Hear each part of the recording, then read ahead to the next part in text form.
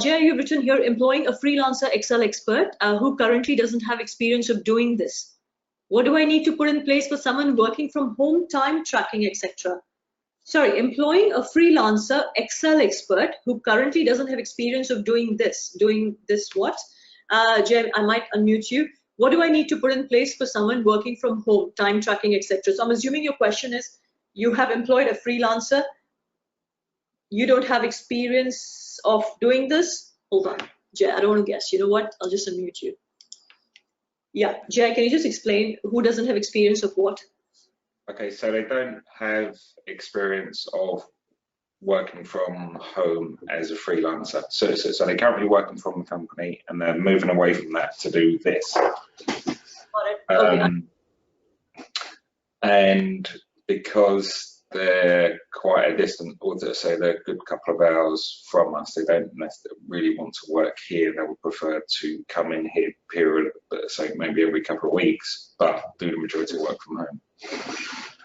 And sorry, I'm slightly unclear on the fact that this person is currently working from the office, employed by you? No.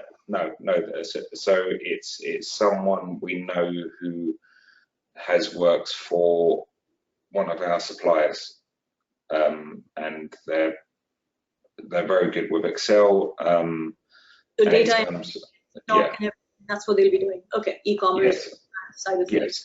Understood. So you're simply saying, what are some of the things that you need to put in place for someone working from home? Yeah? Yeah. Okay. So have you created a list, you and Natasha? Have you looked at some of the practices that you will be putting in place before we give you input?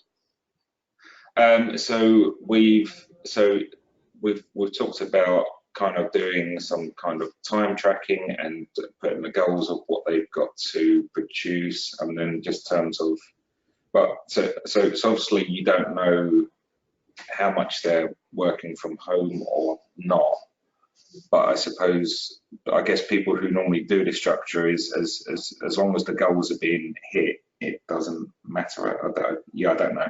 Yeah. Okay. Is it along those lines, or is that it? Okay, understood. So great question there, and a great situation, because anyone can come across this situation, right? So how would you go about it? How would you make sure that this person is being efficient, productive, and is actually doing a good job? And at the same time, I would add there, Jay, feels part of team, isn't it? Not feeling left out is also feeling part of team. So how would you go about it? So give me some ideas. Just jot down, saying these are the things I would put in place. Just expand. Don't expand on points. Just give as many points as possible. Jay, I'll just mute you if that's okay, just to avoid. Cool. So guys, what would you do? So you've written here, Elizabeth, you've written here, keep track each day of tasks and also against milestones. So each day, what were the tasks and what has been achieved? I like to micromanage contractors or check in daily until I'm confident they're good enough. Absolutely, makes total sense. Colin, put a home working or remote working policy in place. Very good point. We are looking at this at the moment. So again, a good idea, Jeff, for you to connect with Colin and both of you to help each other or put your good practices together. Take a look on the web, as a few local authorities have published theirs, which are quite useful. Also, if Freelancer make sure got good contract in place, you do need to agree goals and targets. Also look to use instant messaging, something like MS Teams, etc., so you can keep them included in culture, etc. Great points, guys. Perfect, that's really good. Neil is saying a good tracking or workflow platform is Scoro, S-C-O-R-O, Scoro. I hope I've pronounced it correctly, Neil. Depending on what you want to achieve, have a live video conference stream up. Greg, that's what you suggested. So some really great points there. Really good. So I hope that helps. And just a couple of other points there, Jay, from my side, which I think they have been covered, but I'm just emphasizing. It's like, look, at the end of the day, what you are not interested in is to police people, and nobody likes to be policed, as in how many hours are you kind of in front of your computer versus on your phone.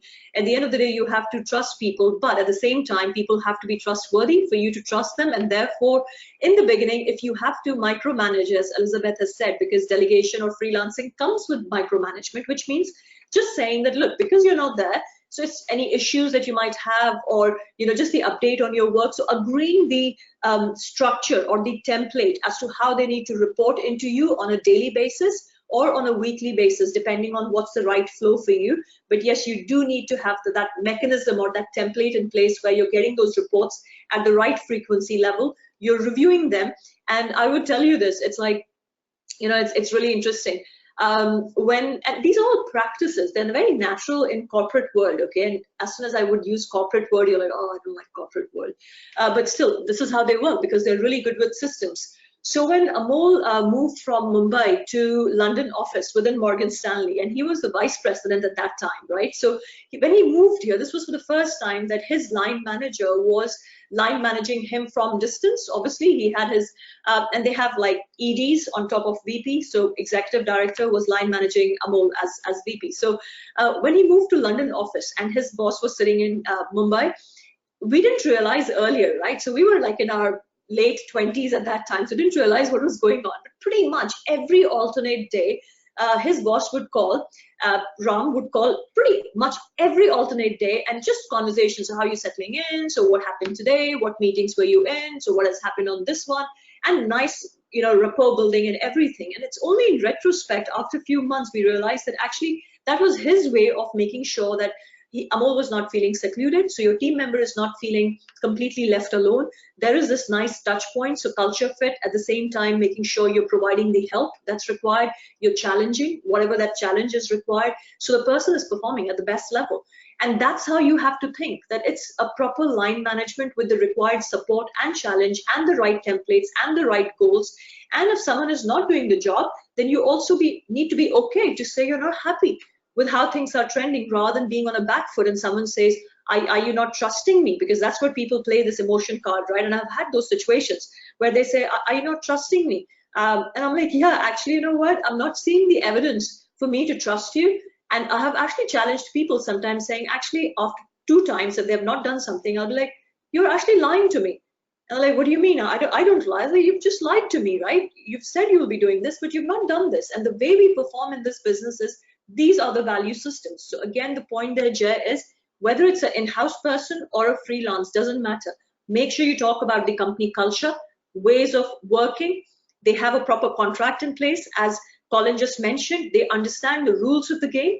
You have the right templates, right reporting, phone call, video call, whatever you want to do, the formats that you want to have. But it's similar to managing someone in-house. In fact, it requires a little bit more than that because you don't have that face time with them. And if you're not happy with their performance, then be okay to challenge it, because we all need those challenges. Feels bad in that moment, but it helps you identify who's the right talent for yourself. So I hope that helps, rather than just letting it simmer in your head.